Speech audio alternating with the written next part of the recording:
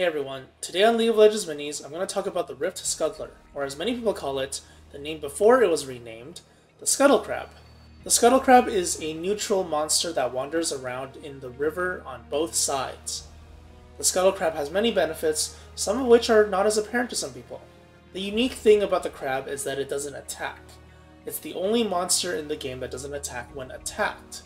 So this is really beneficial for junglers who have sustain tools. Champions like Lee Sin, Olaf, and Kha'Zix, they all have ways to heal themselves, so the Scuttle Crab acts as a means to heal themselves without taking any damage. This means that they'll be healthier and will be able to gank and apply pressure better, or just have the HP to tackle another camp. When engaging the Scuttle Crab, it'll always try to move away from you. This means you can dance it around in circles if you attack move it in the direction it's moving to cut it off.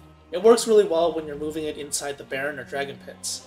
There are often wards near the lanes, so if you control the Scuttle Crab's movement, you can kill it more safely. The crab has some unique traits in terms of combat. Crowd control effects last twice as long on it, and you deal bonus damage to it when it's under a crowd control effect. It also permanently loses 50 armor and magic resist when it gets hit by a hard CC, which makes it really easy to kill as you'll be doing close to true damage. There are some inconsistencies with this though.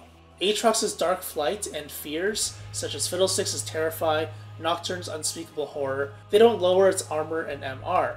Dark Flight not lowering armor and MR is most likely a bug, and fears might be an oversight, so this may be addressed in the future, but for now, these champions, they won't be able to debuff the Scuttle Crab. When killed, the crab creates a speed shrine for your team that boosts ally movement speed and grants vision. The speed shrine is a really powerful tool for your team because it helps you roam and can dissuade roams and ganks by the enemy because of the vision it grants. The shrine is also extremely powerful when you're fighting for Dragon or Baron. However, the shrine can be used against you. It can be used to track where you are.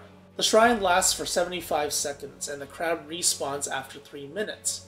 This can be used against you, or you can use it against the enemy team to your advantage, specifically the shrine duration.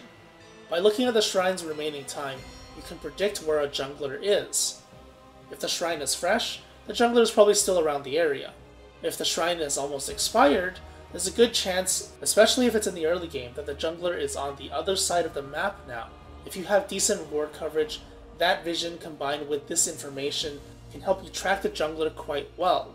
Even though the Scuttle Crab doesn't give you any buffs when you smite it, it's still one of the most important gameplay elements in terms of strategy, so use that to your advantage.